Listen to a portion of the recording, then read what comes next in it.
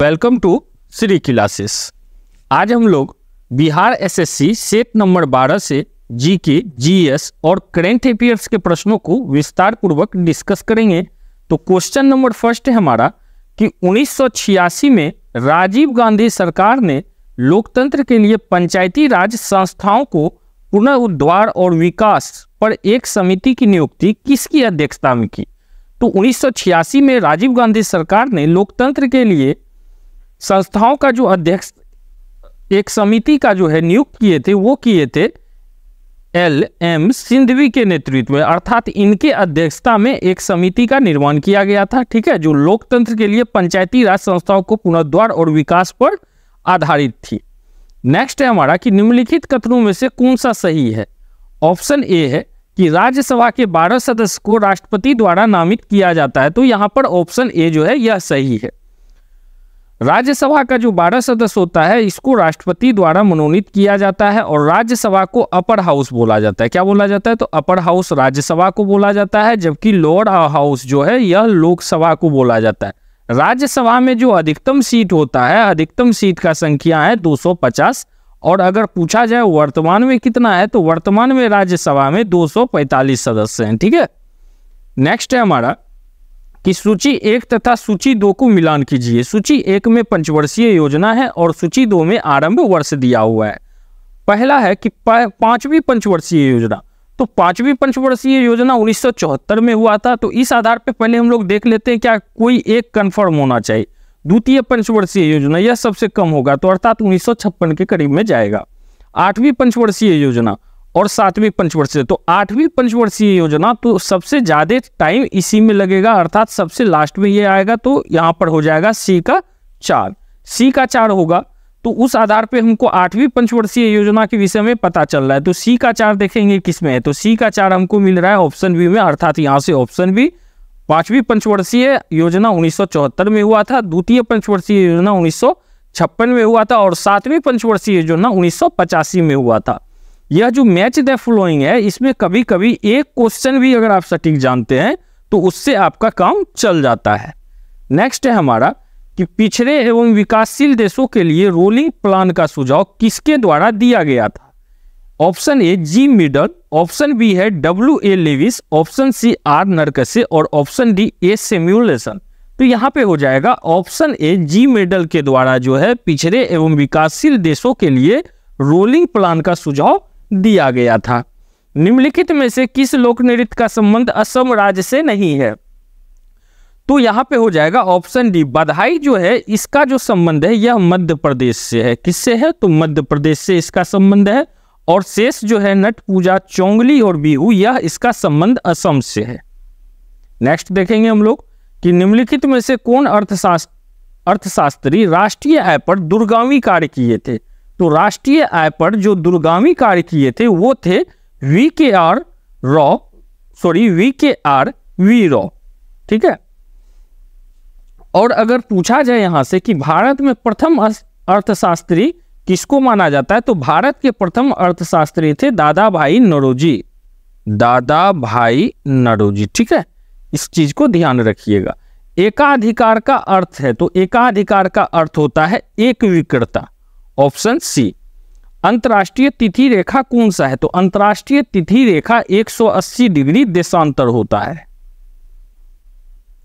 कोणार्क मंदिर के देवता है, तो कोणार्क मंदिर के देवता है सूर्य। भारतीय संविधान का कौन सा अनुच्छेद राज्य सरकार को ग्राम पंचायत के गठन का निर्देश देता है? तो अनुच्छेद 40 जो है यह राज्य सरकार को ग्राम पंचायत गठन करने का निर्देश देता है। साथ ही भारतीय संविधान में अनुच्छेद 40 को, ठीक है, अनुच्छेद 40 को गांधीवादी दर्शन कहा जाता है, माना जाता है। गांधीवादी दर्शन, देखिए यह भी पूछा जाएगा कि भारतीय संविधान का किस अनुच्छेद को गांधीवादी दर्शन बोला जाता है, तो कौन सा होगा? अनुच्छेद 40। नेक्स्ट देखेंगे हम लोग। नेक्स्ट है हमारा कि अवध राज्य को किसने ब्रिटिश भारत राज्य में विलय किया? तो अवध को जो है ब्रिटिश राज्य में विलय करने वाले थे लॉर्ड डलहौजी। ठीक है, लॉर्ड डलहौजी जो थे यही अवध को ब्रिटिश राज्य में जो है विलय किए थे। और साथ ही अवध के विषय में एक कहावत है कि अवध राज्य को दुधारू गाय या चेरी की संज्ञा दी गई थी। ठीक है, दुधारू गाय या चेरी का संज्ञा इसको अवध राज्य को दिया गया था। मिट्टी और पत्थर के टुकड़े का पहाड़ी की तल की ओर गमन करना कहलाता है। तो पहाड़ से नीचे की ओर जब मिट्टी का गमन है तो उसको बोला जाता है मृदा अपर्दन। ठीक है, ऑप्शन ए, उसको क्या बोला जाता है? तो मृदा अपर्दन बोला जाता है।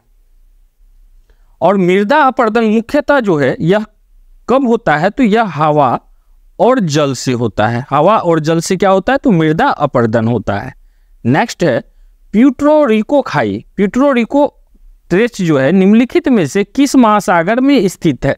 तो प्यूर्टो रिको ट्रेच जो है ये अटलांटिक महासागर में स्थित है और इसका जो गहराई है वह है 8392 मीटर। ठीक है, 8392 मीटर। बूशवेल्ड घास स्थल पाए जाते हैं। तो बूशवेल्ड घास जो है यह दक्षिण अफ्रीका में पाए जाते हैं। सूर्य से दूरी के अनुसार सबसे अंतिम ग्रह कौन सा है? तो सूर्य के दूरी के अनुसार से सबसे अंतिम ग्रह हो जाएगा नेपच्यून। अर्थात जो है नेपच्यून मतलब हो गया वरुण। वरुण को जो है इसको हरे ग्रह का भी संज्ञा दिया गया है। ठीक है, और इसका जो है एक उपग्रह है, इसका उपग्रह ट्रीट्रॉन है, ट्रीट्रॉन, इसको ध्यान में रखिएगा। ठीक है, निम्नलिखित में से किस खिलाड़ी ने कभी भी ओलंपिक पद नहीं जीता है? तो सानिया मिर्जा ने कभी भी ओलंपिक पद नहीं जीता है। ठीक है, और यहां पर जो विजय कुमार है गगन नारंग ने 2012 में जीता था, विजेंद्र सिंह ने 2008 में जीता था। और विजय कुमार जो है यह दक्षिण अफ्रीका का फिल्म अभिनेता है, दक्षिण भारतीय फिल्म अभिनेता है, फिल्म अभिनेता। ठीक है, मौर्य वंश का अंतिम शासक कौन था? तो मौर्य वंश का अंतिम शासक था बृहदत्त। यात्री इब्न बतूता कहां से आया था? तो यात्री इब्न बतूता मोरक्को से आया था। और कब आया था? तो 1333 ईस्वी में भारत आया था, 1333 ईस्वी में। किस राज्य की अर्थव्यवस्था को मनी ऑर्डर अर्थव्यवस्था कहा जाता है? तो उत्तराखंड की जो अर्थव्यवस्था है इसको मनी ऑर्डर अर्थव्यवस्था कहा जाता है। म्यांमार का प्रमुख धर्म कौन सा है? तो म्यांमार का जो प्रमुख धर्म है वो है बौद्ध धर्म। और साथ में एक चीज यह भी जान जाइए कि यात्री इब्न बतूता जो है इसका जो अपना यात्रा का जो यह वृत्तांत किया है वो रेहाला में किया है। ठीक है, रेहाला नाम से किया, अपना जो ये यात्रा किया तो उसको जो है रेहाला नाम से किया, रेहाला के नाम से लिखा है अपने यात्रा के वृत्तांत को। अमीर खुसरो डैश थे? तो अमीर खुसरो जो थे वह एक कवि भी थे, इतिहासकार भी थे और संगीतज्ञ भी थे। तो अर्थात यहां पर दे सकते हैं तो अमीर खुसरो यह तीनों थे। साथ ही यह भी जान जाइए कि अमीर खुसरो दिल्ली के 7 सुल्तानों का शासन काल देखा है, 7 सुल्तानों का शासन काल देखा है। ठीक है, मौलिक अधिकार को लागू करने के लिए निम्नलिखित में से किसी न्यायालय द्वारा क्या जारी किया जा सकता है? तो मौलिक अधिकार को लागू करने के लिए किसी न्यायालय के द्वारा रिट जारी किया जा सकता है। और अनुच्छेद 32 के तहत, आर्टिकल 32 के तहत जो है 5 रिट जारी करने का अधिकार सुप्रीम कोर्ट को होता है। 5 तरह का सुप्रीम कोर्ट रिट जो है वो जारी करता है। कहाँ के वृक्ष वर्ष में कम अथवा अधिक समय के लिए पत्ती रहित हो जाते हैं? तो पर्णपाती वन जो है यह जो है वृक्ष वर्ष में कम अथवा अधिक समय के लिए क्या हो जाता है? तो पर्णपाती हो जाता है। और पर्णपाती वन को ही क्या बोला जाता है? तो पतझड़ वन पर्णपाती वन को ही बोला जाता है। नेक्स्ट है हमारा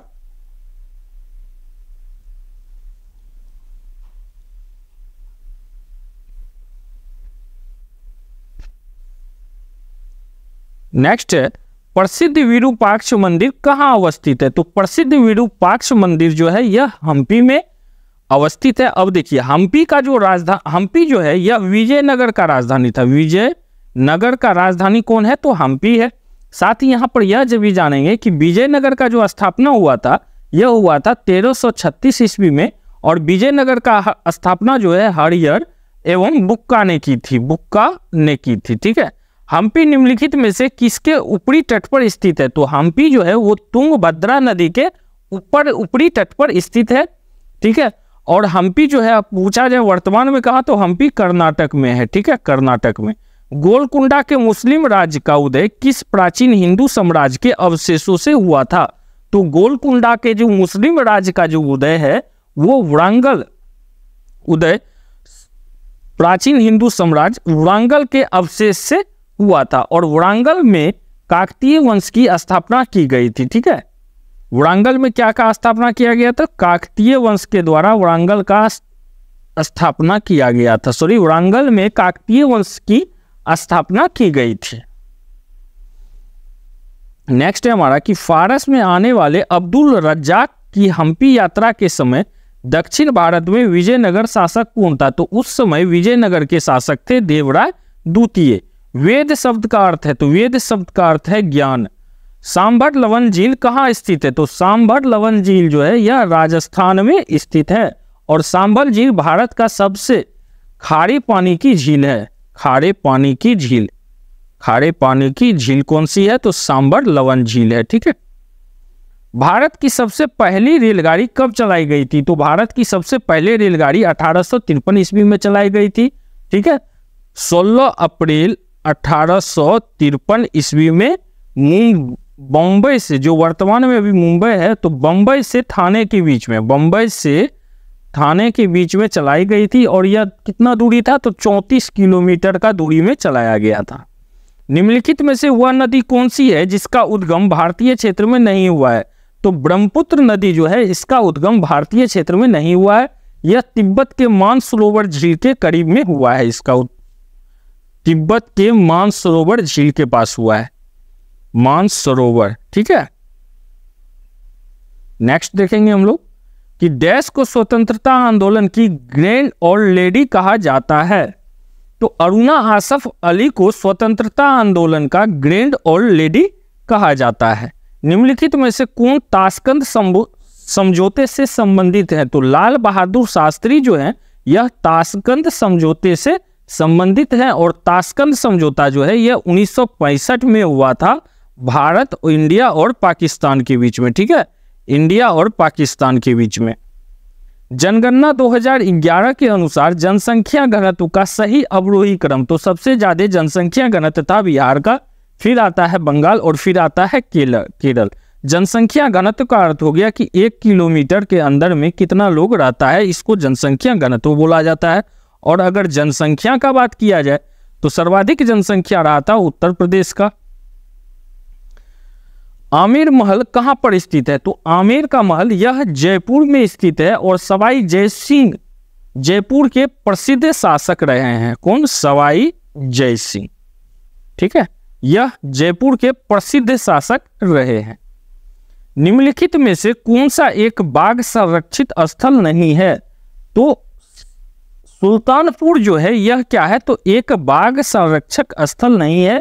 सुल्तानपुर जो है यह हरियाणा में स्थित है, और यह किसके लिए है? तो यह जल पक्षी के लिए। ठीक है, जल पक्षी के लिए स्थित है, जबकि बांदीपुर है आपका कर्नाटक में, और सरिस्का जो है यह है राजस्थान में, और मानस है आपका असम में। ठीक है, जुलाई 2023 में इसरो ने PSLV C56 रॉकेट से किस देश के 7 उपग्रह को सफलतापूर्वक प्रक्षेपित किया? तो यहां पे हो जाएगा ऑप्शन ए सिंगापुर। ठीक है, तो जुलाई 2030 में इसरो ने PSLV C56 रॉकेट से जो है सिंगापुर के 7 उपग्रह को सफलतापूर्वक जो है प्रक्षेपित किया था। नेक्स्ट हम लोग देखेंगे, नेक्स्ट है हमारा भारत में हुनों का आक्रमण किसके शासन काल में हुआ था? तो भारत में हुनों का आक्रमण जो है यह स्कंदगुप्त के शासन काल में हुआ था। और साथ ही यहां से एक क्वेश्चन यह भी याद रखिए कि सुदर्शन झील जो है, सुदर्शन झील का पुनः जो है मरम्मत स्कंदगुप्त ही करवाए थे। ठीक है, वह प्रथम राष्ट्रीय नेशनल पार्क कौन सा है जिसे भारत में स्थापित किया गया? तो प्रथम अगर बात किया जाए तो वो था जिम कॉर्बेट नेशनल पार्क, जो कहां पे है? तो उत्तराखंड में है। उत्तराखंड में। और इसका निर्माण कब कराया गया था? तो इसका निर्माण 1936 में कराया गया। इसका पहले जो नाम था वो था हेली नेशनल पार्क, जबकि बाद में हो गया जिम कॉर्बेट नेशनल पार्क। तो प्रथम राष्ट्रीय नेशनल पार्क कौन सा हो गया? तो जिम कॉर्बेट नेशनल पार्क हो गया। महमूद गजनवी के भारत पर आक्रमण का प्रमुख उद्देश्य क्या था? तो महमूद गजनवी का भारत पे आक्रमण का जो मुख्य उद्देश्य था वो था मध्य एशिया में एक बड़े साम्राज्य की स्थापना के लिए धन का संग्रह करना। अब देखिए, महमूद गजनवी जो है कुल मिलाकर भारत पर 17 बार आक्रमण किया था। कितना बार? तो 17 बार आक्रमण किया था। नेक्स्ट है हमारा कि निम्नलिखित में से तजाकिस्तान की राजधानी कौन सी है? तो तजाकिस्तान की राजधानी है दुशांबे, ऑप्शन बी। जुलाई अगस्त 2023 के दौरान बर्लिन जर्मनी में आयोजित विश्व तीरंदाजी चैंपियनशिप में कितने भारतीय तीरंदाज द्वारा स्वर्ण पदक प्राप्त किए गए? तो यहां पे हो जाएगा ऑप्शन सी, 3 भारतीय तीरंदाज द्वारा जो है स्वर्ण पदक प्राप्त किए गए हैं। अंग्रेजों द्वारा सर्वप्रथम कहवा बागान लगाए गए थे। तो अंग्रेज के द्वारा सर्वप्रथम कहवा बागान जो है चिकमंगलुरु जनपद में लगाए गए थे। और यह जो जनपद कहाँ है? तो यह कर्नाटक राज्य में स्थित है, कर्नाटक राज्य में। और भारत में अगर पूछा जाए सर्वाधिक कॉफी उत्पादन कहाँ होता है, तो वो अभी होता है वर्तमान में कर्नाटक में। उपन्यास द ओपियम ट्रॉफी के लेखक हैं। तो उपन्यास द ओपियम ट्रॉफी के लेखक हैं खुशवंत सिंह, ऑप्शन बी। निम्नलिखित में से कौन लोकसभा के प्रथम अध्यक्ष और स्पीकर थे? तो जीवी मावलंकर जो थे वो लोकसभा के प्रथम अध्यक्ष के साथ साथ स्पीकर भी थे। और जीवी मावलंकर पर अविश्वास प्रस्ताव भी लगाया गया था। ठीक है, इनके ऊपर क्या किया गया था? तो अविश्वास प्रस्ताव लगाया गया था। नदियों को जोड़ने के कार्यक्रम के अंतर्गत डैश नदी ने केन नदी को जोड़ने का कार्य निर्माणाधीन है। ठीक है, तो यहां पे हो जाएगा ऑप्शन डी, बेतवा। तो नदियों को जोड़ने के कार्यक्रम के अंतर्गत बेतवा नदी से केन नदी को जोड़ने का कार्य जो है वो अभी क्या है? तो निर्माणाधीन है। ठीक है, अब देखिए ये जो बेतवा नदी है यह निकलती कहाँ है? तो यह मध्य प्रदेश के रायसेन से निकलती है, रायसेन जिले से निकलती है और उत्तर प्रदेश के हमीरपुर में, ठीक है, यह यमुना नदी से मिल जाती है। उत्तर प्रदेश में आके हमीरपुर में यह यमुना नदी से मिल जाती है। मेक्सिको की खाड़ी और लेबाडोर सागर निम्नलिखित में से किसके भाग हैं? तो यह अटलांटिक महासागर के भाग हैं। नेक्स्ट है हमारा कि मिस वर्ल्ड 2023 प्रतियोगिता का आयोजक देश रहा है। तो मिस वर्ल्ड 2023 प्रतियोगिता का आयोजक देश जो रहा है वो रहा है भारत। साथ ही यहां पर यह भी जान जाइए कि मिस वर्ल्ड प्रतियोगिता का शुरुआत कब हुआ था? तो यह हुआ था 1951 ईस्वी में। नेक्स्ट है हमारा कि मध्य प्रदेश में आयोजित खेलो इंडिया यूथ गेम्स 2023 में आकाश कुमार ने किस खेल में स्वर्ण पदक जीता? तो आकाश कुमार ने तलवारबाजी में स्वर्ण पदक जीता। जुलाई 2023 में कौन सा देश संघाई सहयोग संगठन SCO का अस्थायी सदस्य बना है? तो इसका अस्थायी सदस्य बना है ईरान। और संघाई सहयोग संगठन अर्थात SCO का जो स्थापना हुआ था वो 2001 में चीन में हुआ था। ठीक है, नेक्स्ट देखते हैं हम लोग। नेक्स्ट है हमारा अपने रेल नेटवर्क को कौन सा राज्य द्वारा 100% विद्युतीकरण करने वाला भारत का पहला राज्य बना? तो रेल नेटवर्क को 100% विद्युतीकरण करने वाला पहला राज्य आप बन गया है हरियाणा। जबकि गोवा जो है यह हर घर नल योजना वाला जो है हर घर नल का सुविधा वाला पहला राज्य बना है। जबकि हर घर नल योजना, ठीक है, पानी वाला सप्लाई वाला। और जो कि केरल जो है यह पूरी तरह जो है डिजिटल बैंकिंग सुविधा वाला पहला राज्य बन गया है। कौन सा? केरल, डिजिटल बैंकिंग सुविधा वाला, डिजिटल बैंकिंग सुविधा। ठीक है, नेक्स्ट है हमारा कि आंख की रेटिना पर बनने वाला प्रतिबिंब समानुपाती होता है। तो यह समानुपाती होता है प्रतिबिंब के आकार और वस्तु के आकार का। ठीक है, यहां से एक चीज और भी जान जाइए कि स्पष्ट दृष्टि जो होता है इसका न्यूनतम दूरी होता है 25 सेंटीमीटर। और लेंस का क्षमता को किससे नापा जाता है? तो डायोप्टर से नापा जाता है। डायोप्टर के द्वारा लेंस का क्षमता को मापा जाता है। अनुदैर्घ्य तरंग संचरण में विल्सन के स्थानों पर माध्यम का घनत्व व दाब समान अवस्था की तुलना में होता है, तो समान अवस्था की तुलना में कम होता है। लाल और हरा रंग को मिलाने से कौन सा रंग बनता है? तो जब लाल और हरा रंग को मिलाया जाता है तो उससे पीला रंग का निर्माण होता है। ठीक है, और देखिए लाल, हरा और नीला, यह जो है यह प्राथमिक कलर है, लाल, हरा और नीला। नेक्स्ट है हमारा कि जर्मेनियम क्रिस्टल में आवंध है, तो जर्मेनियम क्रिस्टल में आवंध है सहसंयोजी आवंध। ठीक है, एक गेंद को निर्वात में 49 मीटर प्रति सेकेंड की चाल से ऊपर फेंका जाता है और उच्चतम बिंदु तक पहुंचने के लिए उस गेंद द्वारा लिया गया समय होगा।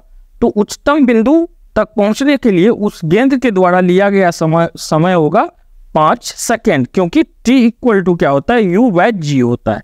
ठीक है, इस आधार पे आप इसको सॉल्व कर सकते हैं। नेक्स्ट है हमारा,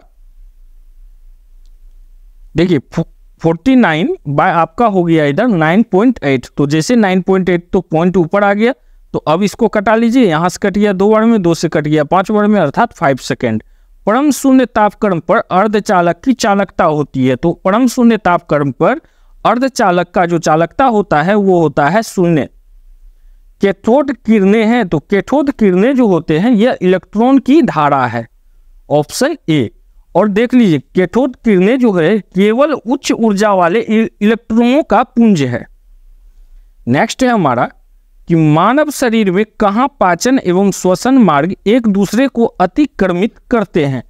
तो ग्रसनी में जो है मानव शरीर का पाचन एवं श्वसन मार्ग एक दूसरे को अतिक्रमित करते हैं। लोहा लोह चुंबकीय होता है, तो यह लोह चुंबकीय कब होता है? तो 750 डिग्री सेल्सियस 770 डिग्री सेल्सियस से कम ताप पर होता है। किसमें एल्युमिनियम नहीं होता है?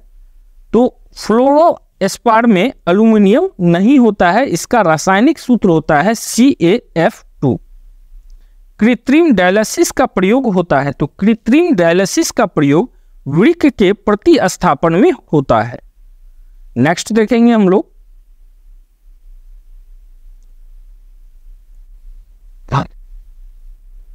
नेक्स्ट है हमारा कि सूर्य उगते और डूबते समय लाल लाल क्यों दिखाई पड़ता है? तो लाल रंग का विक्षेपण जो होता है यह क्या होता है, सबसे कम होता है।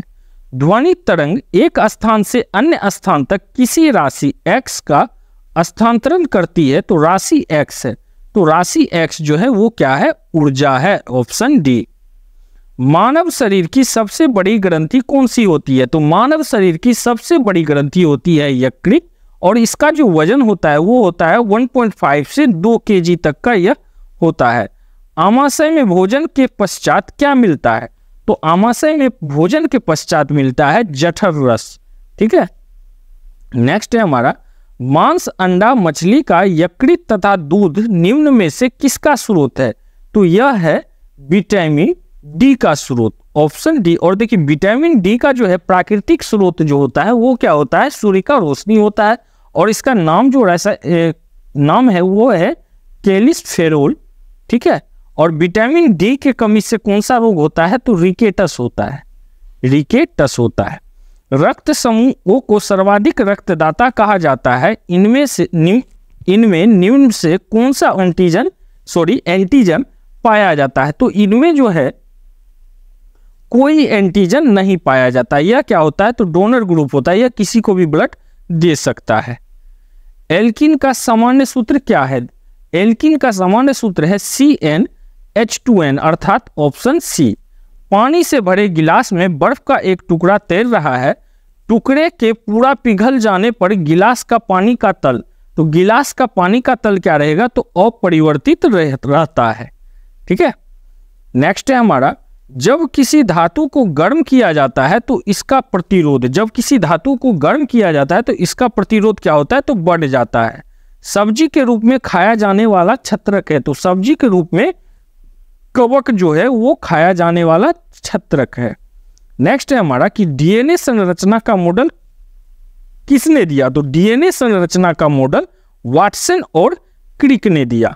विटामिन ई महत्वपूर्ण स्रोत है, तो विटामिन ए का जो है महत्वपूर्ण स्रोत है अंकुरित अनाजों में, और विटामिन ई का जो नाम है वो क्या है, तो टोकोफेरोल है, टोकोफेरोल।